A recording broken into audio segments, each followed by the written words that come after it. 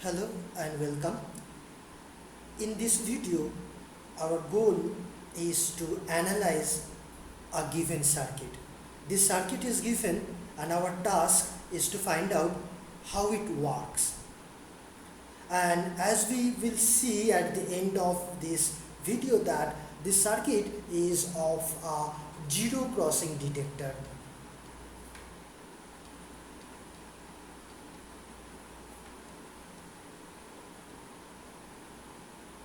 If you do not know what it is, no worry, we will find what it is. Okay. Note that this circuit is made up of an op-amp and there are other things. Broadly, as we will see that it has three parts and yeah, this part is grounded. So we will see that this part is a filter. Okay, this capacitor and this resistance are together, they act like a filter. This is the input to the filter and this is the output to the filter. This op-amp, we will see that it acts like a comparator. Okay, and this is the third part. We will also see what it does. So let's start with the op-amp. To analyze, first observe that this minus inverting terminal is grounded. Okay, so this voltage is 0 volt always, irrespective of the input voltage Vin. And therefore this op-amp will act as a comparator if the supply voltage is say plus minus 15 volt. It can be 15 volt, it can be 12 volt, whatever it is. So if Vin is greater than 0 volt, then the output of this op-amp, let me call this as V1. Okay, this V1 will then be positive, plus 15 volt. And if Vin is negative, then the V1 will be minus 15 volt, because that's how a comparator works. So this is the first part. Now let's look at the second part, this filter, RC filter. Input is V1 and call this output V2. Can you recognize what kind of filter it is? Low pass, high pass? It is a high pass filter. So this is a high pass filter. If you do not know filter, no problem. Let me describe it in a different way. So let me start with a timing diagram. Say this is time and say this is V in. Okay, and let me take some arbitrary shape. Maybe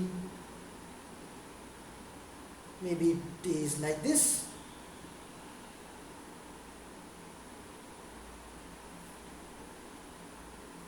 Okay.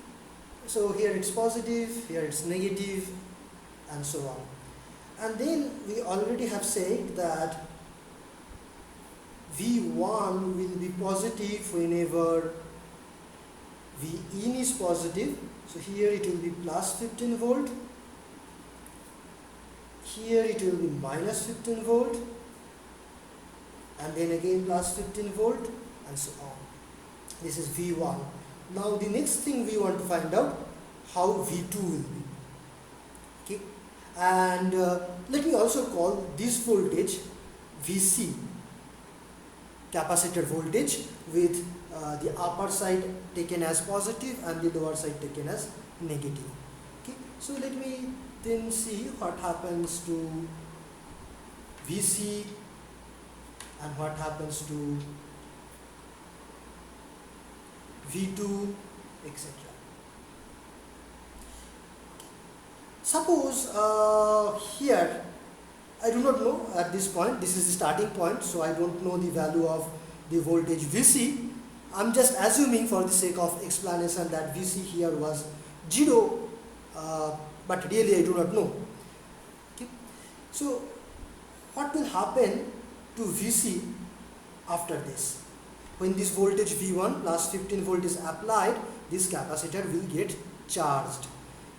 Charge will come from here and it will go through this resistance to the ground, and therefore this capacitor will get charged. How much? To plus 15 volt. But it will not get charged at once, it needs some time. So it will take some time, a small amount of time, to reach plus 15 volt. And it will go exponentially, if you know that. Otherwise it will go, it will increase gradually and reach 15 volt. This is 15 volt, this is here minus 15 volt, here this is 15 volt. Okay, capacitor voltage will go to 15 volt. Then what will happen to V2? V2 is basically V1 minus Vc. V2 is V1 minus Vc, and therefore, okay, how will be V2? V2 will be this minus this, so it will be like this. It will start from plus 15, because 15 minus 0 is 15, but finally it will become 0, because here 15 minus 15 is 0. Okay, so this is V2, and this Vc will continue like this up to this point. V2 will also continue like this up to this point. Okay. And what will happen at this point? At this point, V1 is changing, V1 is going to minus 15, therefore it will start to discharge, or rather negatively charge this capacitor.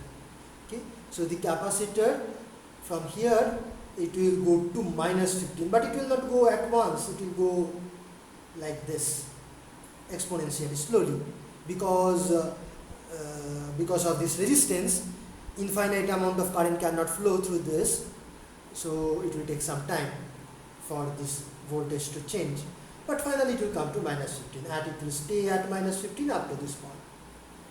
What will happen to V2? V2 is simply, once again, V1 minus Vc. So here, see, at this point, here it is minus 15 and minus plus 15, so it will become minus 30, so it will go to minus 30, so this point is minus 30, and then after that here it is minus 15, again minus 15, so it will finally be 0, so it will come to 0 like this, exponentially once again. Okay, and then what will happen here? Let me extend this curve a bit. So what happens here? Here V1 is going to plus 15, so the capacitor will also start to charge and reach plus 15 like this, and it will stay there for a while until V in changes and V1 changes. And here what will happen to V2? V2 is once again V1 minus Vc, so if you subtract this minus this two curve, you will see it will go to plus 30 here. Okay, I don't have space for drawing, but let me squeeze it. It will go to plus 30 and then come down. Okay, why 30? Because 15 minus 15 is plus 30. Okay, so this is how V2 will be. So you observe that whenever V1 changes sign, V2 creates a spike. If V1 is going down, then V2 creates a negative spike, and if it is going up, then it creates a positive spike. It's like kind of differentiation of V1. So V2 is almost like the derivative of V1. It's also a high pass filter, not exactly derivative. Okay, so this is V2. Now we know V2, our final task is to find out V out. So let me draw V out versus time. This is the final thing we need to see. And here you see that we have a diode and a resistance. So if I have, let me start from here. Here V2 is 0, this voltage is 0. If this voltage is 0, no current goes through this diode and resistance, so V out will also be 0. So here it will definitely be 0. And it will stay 0 up to this point. Okay, and here it's going to negative. Okay, so what will be V out? If this is negative, then this diode is reverse biased. So you can think that it has a high impedance, very high impedance. So this V2, this voltage will drop completely across the diode, and no drop will take place across this resistance, call it R2. So therefore no drop will take place across R2, and V out will be 0. Okay, so therefore even if V2 is negative, V out will be 0, because this diode is reverse biased. This voltage will not pass here, it will drop entirely across this diode. Okay, so this negative side will not be passed to V2. But here, when V2 is positive, then this diode is forward biased. It acts like a short circuit, and therefore the entire voltage drops across R2. So here V out will be almost same as V2. So it goes to 30 volt, as here it was 30 volt.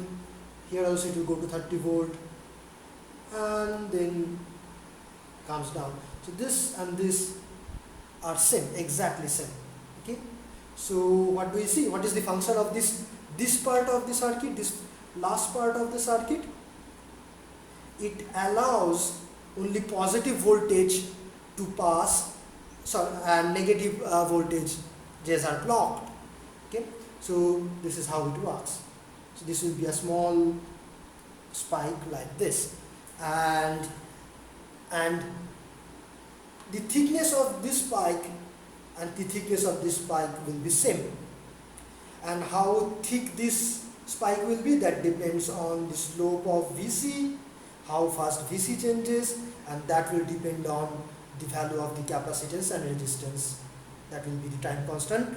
In other words, if this capacitance or the resistance is high, the capacitor will take longer time to charge, therefore this thickness will be more. And if either the resistance or capacitance is small, then this thickness will also be small. So finally what we see, that if you give a V in which is changing with time like this, then V1 is nothing but the sine of V in. Okay, so V1 is sine of V in. It tells whether the input is positive or negative, and then V2 tells whether there is a change in V1. That means whether there is a change in the sine of V in. So V2 tells if sine of V in changes, that means whether whether V in input becomes positive to negative or negative to positive. So whenever this V in changes from positive to negative, V2 will respond to that. Okay, but finally V out, this will respond to only this situation when V in changes from negative to positive. So V out tells when V in changes from negative to positive. Okay, so that means whenever V in crosses the zero value, so this is zero value, whenever V in crosses zero value, V out gives indication. But it gives indication whenever it crosses from negative to positive, not in the other way. So it acts like a zero crossing detector, but in one direction. Okay, so this is zero crossing detector, but whenever it goes from negative to positive. So that's how this circuit works. Thank you.